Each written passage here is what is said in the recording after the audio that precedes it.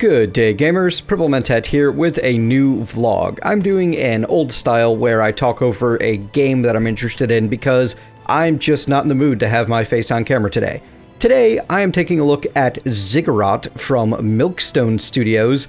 This is a procedurally generated roguelite first-person shooter game that relies entirely on spells. It reminds me a lot of the old game Hexen, except it's really pretty, and there's a few cool spells. This particular run doesn't show any great ones, but they're still fun. For the most part, you get your left click to single fire and your right click to shotgun fire with the spells that you see in this video, but it's a good time. Your primary weapon is this little wand that you can see, and you can fire that off as much as you like. The mana used for it regenerates. All of the other mana is going to be a limited resource that you have to collect, and they're shown in the three little bars in the right middle of the screen. But I won't get any new spells for a little bit getting into this. So why I wanted to make this vlog today, you've probably noticed a lack of Clouds of Darkness videos over the weekend. Well, there's a good reason for that. I had a bit of an error. My computer suffered a power outage while I was in the middle of saving and quitting one day.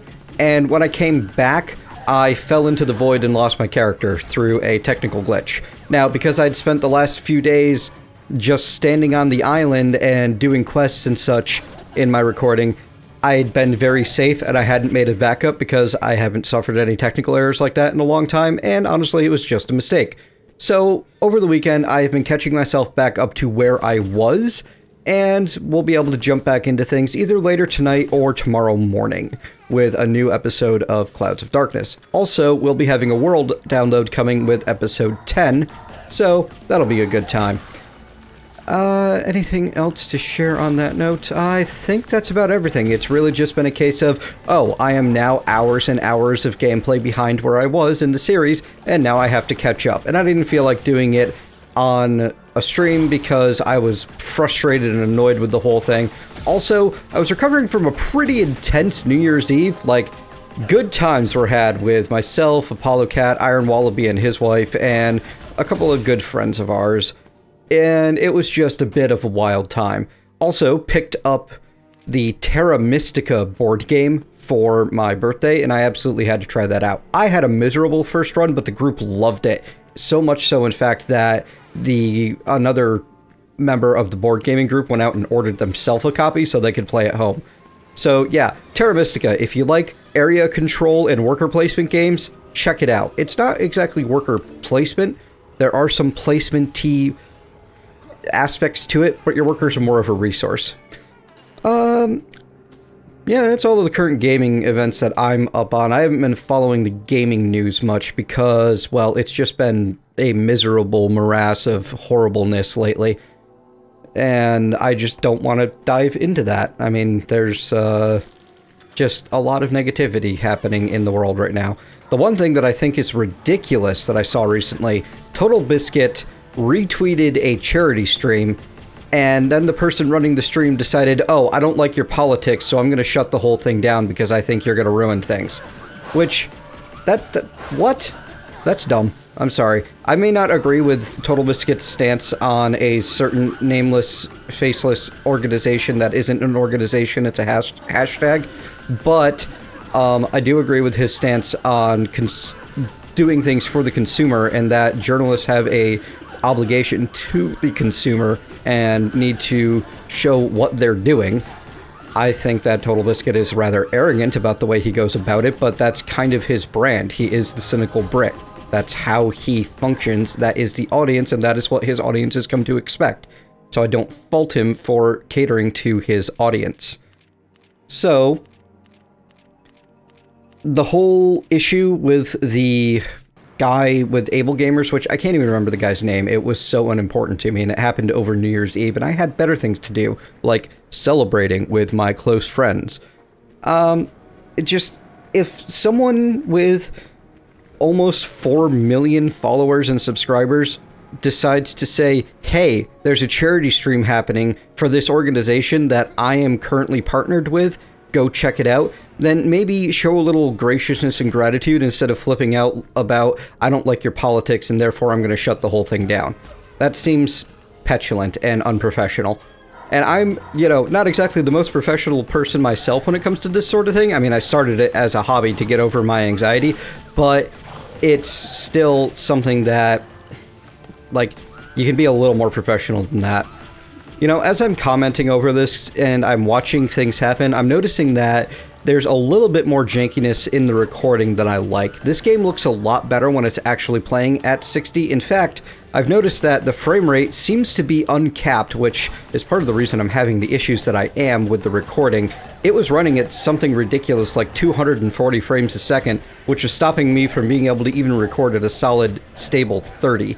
I imagine this game would look brilliant streamed, but DxTory did not enjoy recording it, and the action is just silky smooth when you're actually in the game.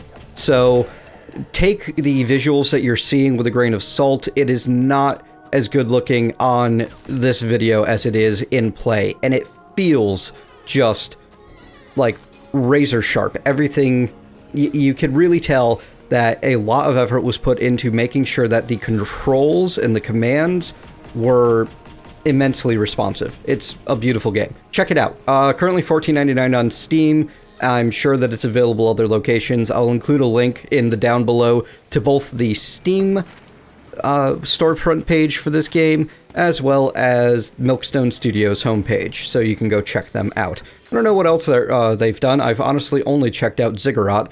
And if you're looking for someone that's going to be playing a fair bit of it, I believe Rorax is planning to stream and or put up videos for Ziggurat. I'll include a link to her channels down below.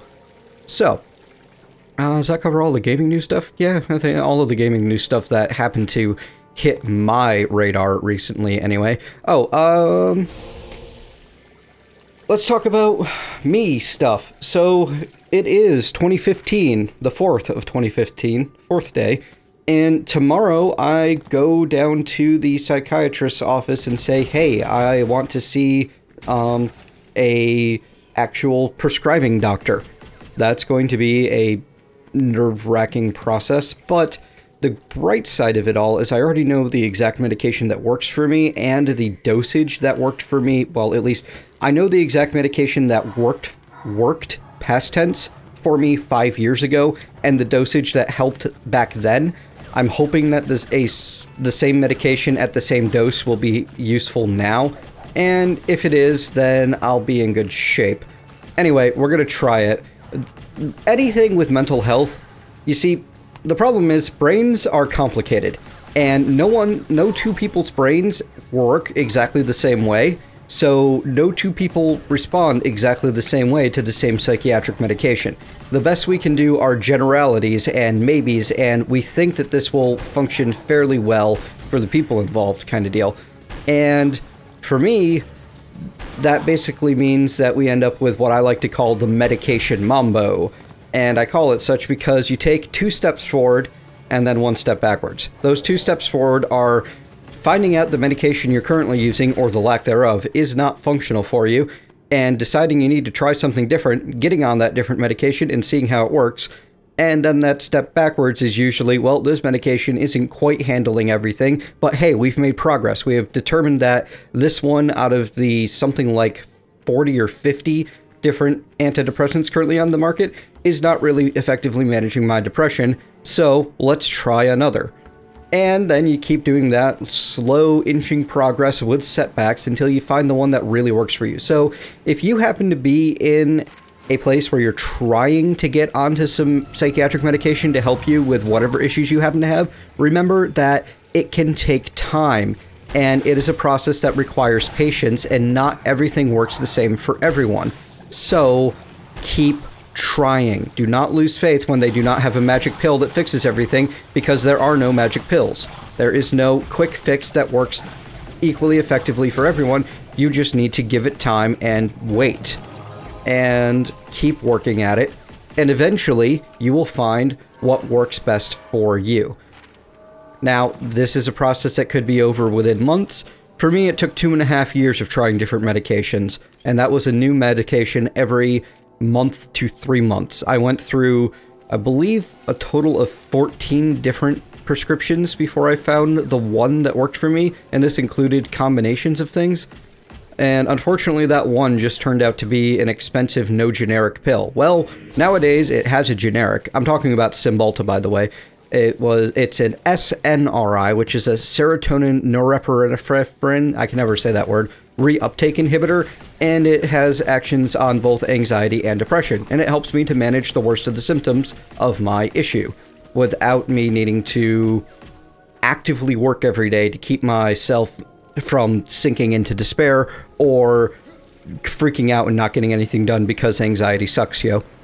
So it took me going through a lot of other meds. I mean, I tried the classic combination of Prozac and a beta blocker, and that handled my depression, but, handled my anxiety, but completely sapped all motivation and nearly my will to live. Prozac did not touch my depression at all. Something about the mechanism of that was completely ineffective at keeping my serotonin levels up. We believe, for the most part, that depression is a symptom of having a low serotonin level, so most of the medications out there work on serotonin. However, there is a medication called Wellbutrin that works primarily on norepinephrine. I think I said it right that time. I might be wrong. I'll include links down below to SSRIs, SNRIs, and Wellbutrin, which is just an NRI, on the in the down below for the Wikipedia articles of the same. By the way, this grenade that I just picked up that uses alchemical mana, pretty cool. I'm happy about it. So yeah, you need to spend the time to figure out which meds and even what category of meds works for you. For me, SSRIs and NRIs and even a combination of SSRI and NRI did not do it, but an SNRI managed everything in one pill. It was beautiful. It's fantastic medication that made my life significantly better. But it won't necessarily make your life better. You gotta try it for yourself and see how it interacts with your unique brain chemistry. So yeah, that's the excitement that's coming in my next week, is going to be starting in on medication. And I am super thrilled, just absolutely pleased that I actually get to be on meds again, and hopefully that means that I will be able to be more productive and less demotivated, which is going to be great because, you know, I got laundry that needs doing, that's needed doing for half a week, and every time I go and look at it, I'm like, meh, and then I go play some Kingdom Hearts or something, and that's, like, part of that, yes, is just laziness, but part of it is definitely a lack of motivation where I look at it and I can feel this kind of soul-sucking chest wound feeling inside of me that makes me want to just, like, lay down on the ground and cry myself to sleep right then and there. And one of the only effective things that I know when I feel that feeling is distraction. So I go and distract myself until the feeling fades, which can take hours for me because that's just kind of one of the effects of borderline personality, is you tend to feel things stronger and for longer. Moods are intense and long-lived. In fact, they did some magnetic resonance imaging studies of people with my condition's brains. That's MRIs for anyone who's watched medical shows but never actually checked out what the acronyms mean. And they can see that the actual brain effects of emotions tend to be something like 3 times as intense and take 3 times as long to fade. So just, if you have a mood that lasts you for an hour, it's probably going to last me 3. And it's an issue. Anyway, all that aside, the good news is I have medication coming and I can invest in some more, hopefully more effective and more modern therapy methods. There is the whole rapid eye movement desensitization, I don't know. There's some sort of weird eye thingy that they're doing nowadays that they weren't doing last time I was in therapy, and I'm interested in checking that out. They're always learning new techniques to help you, you know, kind of mold your brain into something that's more useful and effective and just better adjusted at existing in our modern world. Anyway, that's all the news that I have today. Enjoy the rest of the playthrough. It's about 6 more minutes worth of me running around shooting monsters and then I die horribly because I attempt a trap room that, yeah, the trap rooms are not playing around. You better be good at first-person platforming before you jump into one of those. And, I kind of don't recommend, playing around in them if you are... Well, I just don't recommend playing around in them if you have any other option. So yeah, there should be a Clouds of Darkness video coming out later today, possibly tomorrow. And go check out Ziggurat. Links are in the down below. See you next time.